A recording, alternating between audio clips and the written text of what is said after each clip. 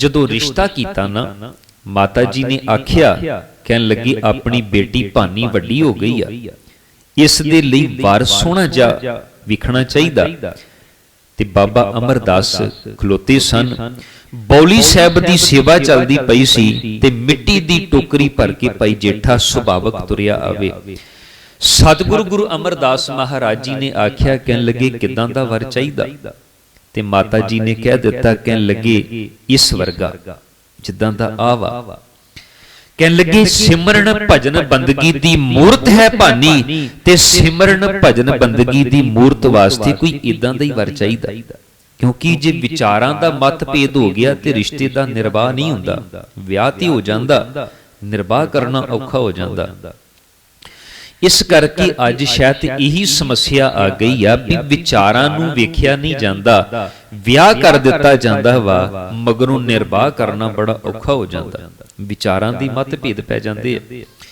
माता जी ने आख्या जिद्दां दा सुभाव भानी दा वा, इहदे वर्गा ही कोई वर चाहीदा। ते गुरु अमरदास घट घट के अंदर दी जाननहार, उन्हां ने आख्या इहदे वर्गा फिर इहो ही है, कोई दूजा नहीं। माता जी ने आख्या, कहन लगे तुहाडा क्या सिर मथे, पर जदों धी दईए तीन क गल्लां वेखी दियां, ओदी खानदानी की आ, ओदा रोटी टुक दा साधन की आ, ओदा घराना की आ। सतगुरु गुरु अमरदास जी ने बचन आखे, कहन लगे भलीए लोके जिस दे घराने दा अज तैनूं पता नहीं लगदा, वो रब बड़ा बेअंत है, ओदियां बख्शिशां बड़ियां वड्डियां ने, वो चाहे ते गली दे विच रींगण वाले कीड़ियां नूं पातशाहियां बख्श दिंदा।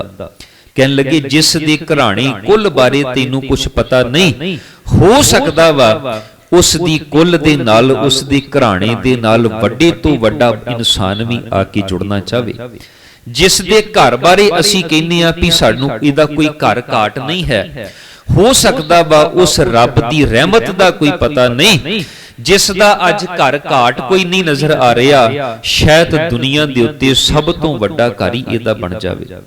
ते असीं कहने आ जिहदी रोटी टुक दा कोई पता नहीं, शायद एडे वड्डे लंगर चल पैण, हजारां इत्थों आके छकण, ते जिस नूं किते प्रशादा ना मिले उन्हों भाई जेठे दे घर मिले। बीबी भानी दा रिश्ता भाई जेठे दे नाल जदों कर लगे, सतगुरां ने आवाज मारी, कहन लगे जेठिया उरे आ, गल सुन। जदों भाई जेठे ने सिर तो टोकरी लाई, गुरु अमरदास सच्चे पातशाह जी दे कोल आए, हाथ जोड़े, कहन लगे पातशाह हुक्म। सतगुरु गुरु अमरदास जी ने क्या, कहन लगे जेठिया तू इत्थे की लैण आया सा? जेठे दे मन बैरागी हो गया, नेत्रां दे विचों टिप टिप मोती डिगने शुरू हो गए। सतगुरु गुरु अमरदास जी ने गलवकड़ी च लिया, प्यार कीता, कहन लगे जेठिया तैनूं कोई माड़ी गल नहीं कही, तैनूं इहो गल कही आ भी तू इत्थे लैण की आया, तू रोना क्यों पिया वा? जदों इन्नी गल गलवकड़ी च लिया, बाबा अमरदास सतगुरु अमरदास जी ने यह बचन कहे, भाई जेठे दे कोलों अपना आप सांभिया ना गया, बैरागी हो गया, भुब्बां निकल गईयां। सतगुरां ने आख्या, कहन लगे जेठिया रोना क्यों वा? अपने आप नूं संभालिया भाई जेठे ने, ते संभाल के बचन आखे, कहन लगे सतगुरु मैं अनाथ सां, मेरे मालका मेरे कोल रोटी टुक दा कोई साधन नहीं सी है। बचपन दे विच बच्चे मेरे नाल खेडदे सन ते मावां आवाज मार के लै जांदियां सी, इहदे नाल ना खेडो, इह अभागा वा, इह अपने मां प्यो नूं खा गया वा। मेरे दाता मैनूं मां प्यो दा प्यार नसीब नहीं सी होया, मैं इस गुरु नानक दे घर दे विच मां प्यो दा प्यार लभण दे लई आया सी। मैनूं नहीं सी पता मां प्यो दा प्यार 7 साल दी उम्र च चले गए, मैं माता पिता दा प्यार लभण दे लई आया सां। जदों इन्ने क बचन कहे, गुरु अमरदास जी ने घुट के गलवकड़ी च लिया ते प्यार कीता, कहन लगे पुत्र फिर जिहड़ी चीज लैण आया सां तैनूं मिल गई आ। फिर भाई जेठा बैरागी होया, कहन लगा पातशाह, सिर हिलाया, कहंदा हां मिल गई। सतगुरु गुरु अमरदास जी ने बचन आखे, कहन लगे जेठिया तैनू पता, तैनू मां प्यो दा प्यार मिल गया, सानू पता वा जेठे नू मां प्यो दा प्यार मिल गया, पर कहन लगे अज कल्ला प्यार ही नहीं, अज असी माता पिता वाला फर्ज भी अदा कर लगे हैं। कहन लगे समझिया नहीं। ते गुरु अमरदास जी ने कहा, मैं अपनी छोटी बेटी भानी दा रिश्ता तेरे नाल करके सदीव काल दे लई तेरे नाल रिश्ता जोड़ ले लगा। भाई जेठा अंदरों बैरागी होया, सतगुरां दे शुकराने दे विच जुड़ गया, बीबी भानी दे नाल रिश्ता हो गया, ब्याह हो गया, पर सेवा घालना उसी तरह ही चलदी रही। ये नहीं भी जवाई बन गया गुरु अमरदास जी दा ते हुण सेवा छड्ड देनी, अपनी किरतकार छड्ड देनी, सेवा उसी तरह चलदी पई आ। अज जदों सोढियां दे परिवार दे कुछ जी अगे जाण लगे ने ते उन्हां आख्या भी गोइंदवाल साहिब दी धरती ते अपना जेठा रहिंदा, ते सुनिया गुरु अमरदास महाराज जी ने अपनी बेटी दा रिश्ता भी उहदे नाल कर दिता। उहदी ते बड़ी टौर बन गई होनी आ, जवाई बन के अपने सहुरियां दे घर रह रिहा, बड़ी शानो शौकत दे नाल रहिंदा होना, बड़ा वधिया उहदे वास्ते रहन सहन बनिया होना, बड़े सोहणे कपड़े उत्थे पहनदा होना। मन दे अंदर इन्हां दी इदां दीयां विचारां ने, विचारां गिणदे सोचिया जे जेठा उत्थे हैगा ते अज जिहड़ी रात आ वो असीं गोइंदवाल ही कट लवांगे, भाई जेठे दे कोल कटांगे। जदों ये सारे जाने लाहौर तो चल के गोइंदवाल दी धरती ते आए, इन्हां वेख्या भी किन्नू पुछिए, संगतां तुरियां फिर रहियां सन। एक नौजवान 18-20-22 साल दी अरबला सिर दे उत्ते टोकरी चुकिया, नंगे पैरीं ते सिर तो लैके पैरां तक मिट्टी नाल लिबड़िया तुरिया आवे। इन्हां आख्या भी इनू पुछदे आ भी साडा जेठा जिहड़ा वा वो कित्थे आ। जदों इन्हां ने आख्या, कहन लगी काका गल सुन, इत्थे भाई जेठा रहिंदा। इन्हें टोकरी लाई, हथ जोड़े, कहन लगे जी हाँ मैं ही आ, पछाण लिया, ये ते अपना ही जेठा, ये ते ओही आ, ये ते पिता हरदास दा पुत्र आ, ये दया कौर दा पुत ओही आ। इन्हां ने जदों वेख्या भी सिर तो लैके पैरां तक जेठा मिट्टी नाल मिट्टी होया, असीं ते सोचिया कुछ होर सी भी गुरु अमरदास महाराज जी दा जवाई बन गया ते बड़ी शानो शौकत नाल रहिंदा होवेगा, उत्थे सोहणे कपड़े पाउंदा होवेगा, रहन सहन दा प्रबंध बड़ा वधिया कीता होवेगा। ये की करदा पिया? इन्हां को रिया ना गया। इन्हां ने आख्या, कहन लगे जेठिया ये की करदा? दिहाड़ियां करदा, मजदूरी करदा, तैनू शर्म नहीं आउंदी? तू सहुरियां दे घर दे विच रह के इत्थे मजदूरी करदा पिया, दिहाड़ी करदा? ये काम करना सी ते लाहौर कर लैंदा, वाधू काम सी। ये तू की कीता? जदों भाई जेठा कुछ ना बोलिया, हुण की बोले जाणदे ने, अंदर ही अंदर अरदासां करदा भाई जेठा पातशाह, ये इन्हां नूं पता कुछ नहीं, ये की बोलदे पए ने, तू किरपा करी इन्हां नूं बख्श लवी। इन्हां एक दूजे नाल सलाह कीती, कहन लगे इनू कहण दा फायदा कोई नहीं, जे इनू अकल होवे भी सहुरियां दे घर किदां रहिंदा, फिर ये टोकरी क्यों चुके? इनू की लोड़ आ? सहुरियां दे घर ते राजी बन के रहिंदा। ये पंजाब दी मानसिकता दी फितरत आ भी सहुरियां घर जवाई भावें धेले दा भी ना होवे, पर सहुरियां घर राजा बन के जाना, उन्हां दा पुत बन के नहीं जाना। इस करके इतिहासकारां ने कहा वा भी जे जवाई बनन दी अकल सिखणी होवे ते भाई जेठी दी जिंदगी नूं पढ़ लो, पता लगेगा जवाई किदां दा होना चाहिदा। पर समाज दे लोकां दी, पंजाब दे लोकां दी ये सोच आ भी जवाई जिहड़ा वा ओह इदां रहिंदा सहुरियां दे घर जाके, अकल भावें होवे चाहे ना होवे, पर सहुरियां दे घर जाके उहदा दबदबा होना चाहिदा। इन्हां ने आख्या इनू कहण दा की फायदा, इनू अकल होवे ते ये काम करे, दिहाड़ियां करे, मजदूरी करे, चल इहदे सहुरे बाबा अमरदास नूं मिलदे जाके। वो सारे इकट्ठे होए, भाई जेठे नूं नाल लिया, कहन लगे आ असी कहने आ, तू ते नहीं कहना, तेरे च हिम्मत नहीं है, असी कहने आ भी जे जवाई बनाया वा ते जवाइयां वांगू रखण भी। सतगुरु गुरु अमरदास पातशाह महाराज जी दे कोल चले गए। जाके बेनती कीती, कहन लगे पातशाह ये ते न्याणा है, इनू नहीं पता सौहरियां दे घर च किदां रहीदा, मां प्यो सिर ते नहीं रिहा ते किसी ने दस्सिया नहीं भी सौहरियां घर जाके रहना किदां। ते सच्चे पातशाह तुसी ते सियाणे हो, बजुर्ग हो, तुहानू ते इस गल दा इल्म होना चाहिदा, समझ होनी चाहिदी आ भी जवाइयां नू रखीदा किदां वा। ये की कर रहे हो, इहदे को मजदूरी कराउंदे हो, दिहाड़ियां कराउंदे हो, टोकरी ढवाउंदे पए हो। सच्चे पातशाह देखो जवाई इदां रखी दे आ, सिर तो लैके पैरां तक मिट्टी नाल मिट्टी होया पिया, मिट्टी नाल लिबड़िया पिया, जवाइयां नू इदां रखीदा।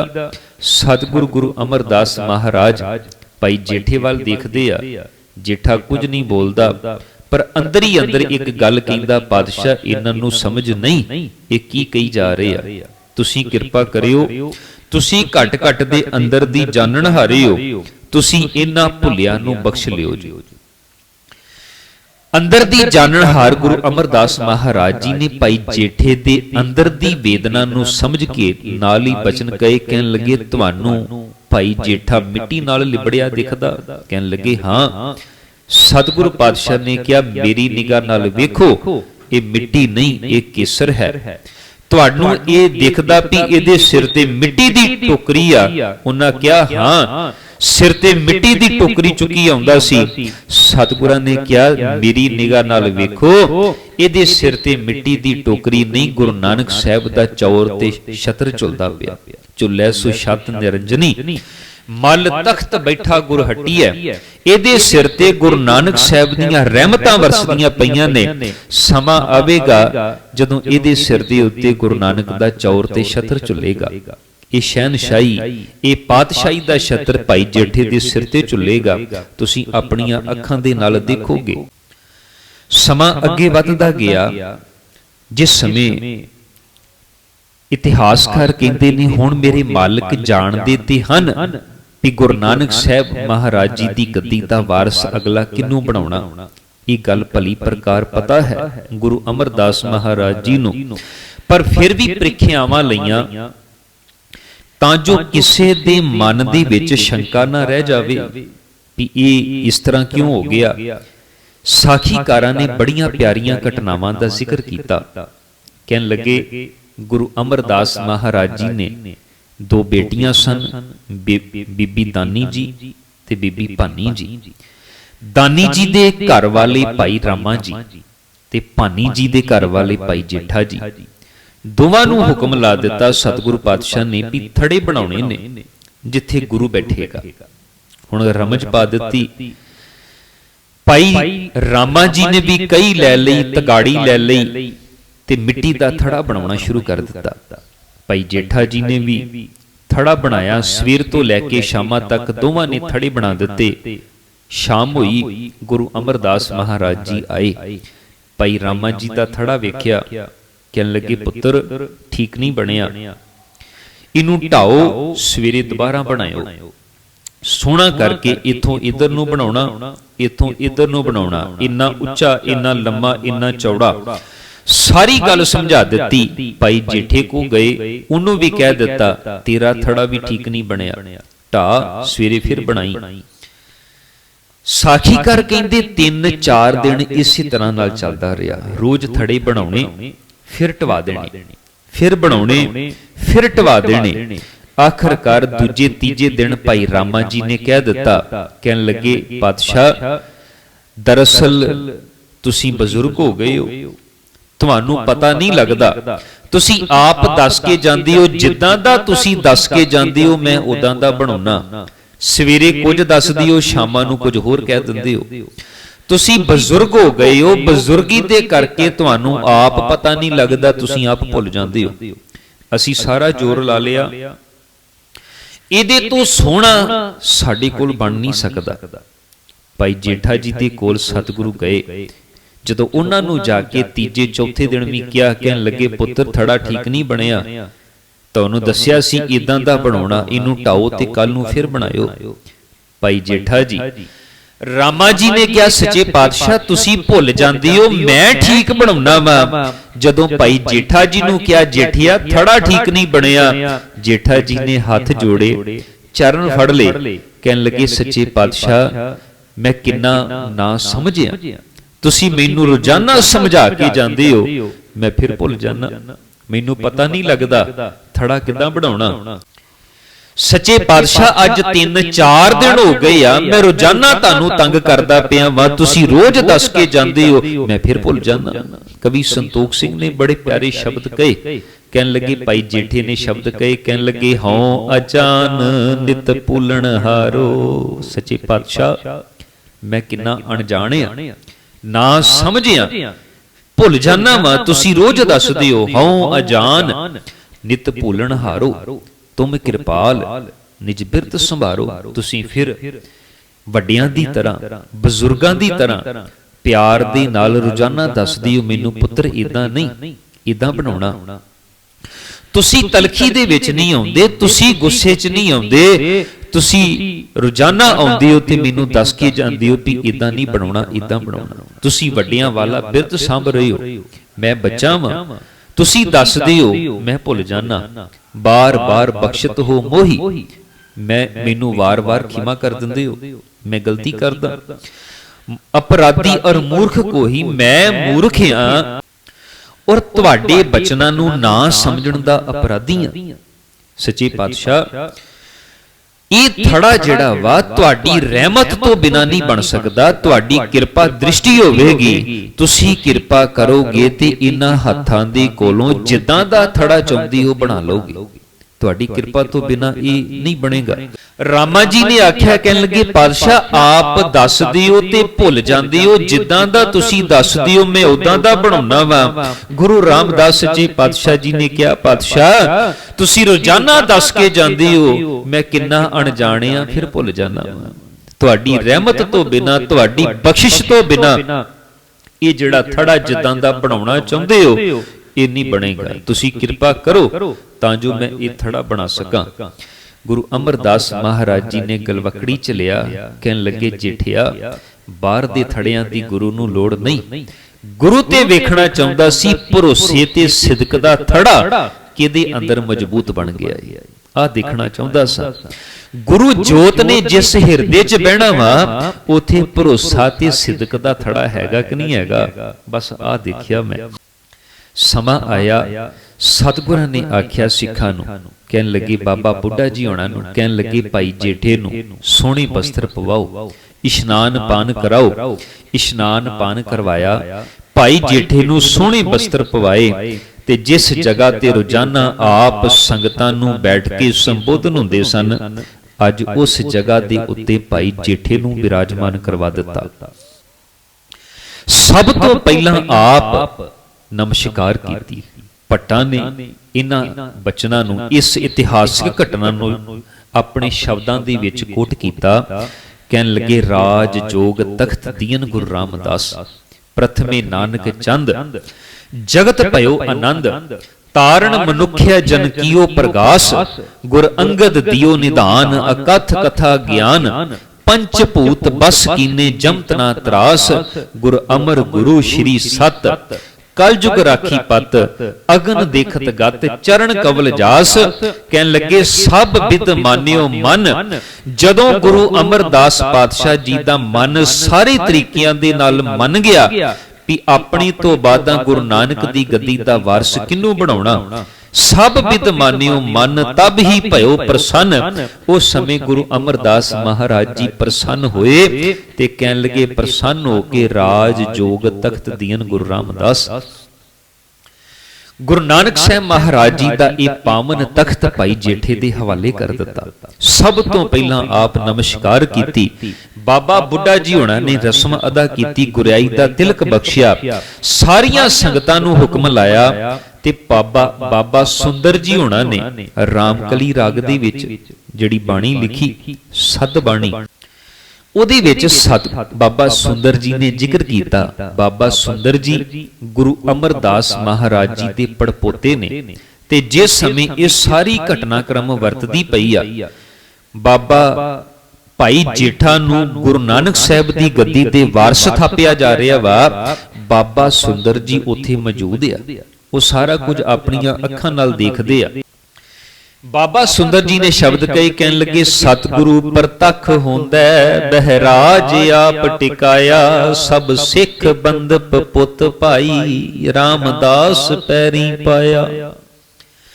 ਗੁਰੂ ਅਮਰਦਾਸ ਮਹਾਰਾਜ ਜੀ ਨੇ ਆਪਣੀ ਜੀਵਨ ਹਯਾਤੀ ਦੇ ਵਿੱਚ ਹੋਸ਼ੋ ਹਵਾਸ ਦੇ ਵਿੱਚ ਗੁਰੂ ਰਾਮਦਾਸ ਪਾਤਸ਼ਾਹ ਮਹਾਰਾਜ ਜੀ ਨੂੰ ਆਪਣਾ ਜਾਨ ਨਸੀਬ ਥਾਪਿਆ।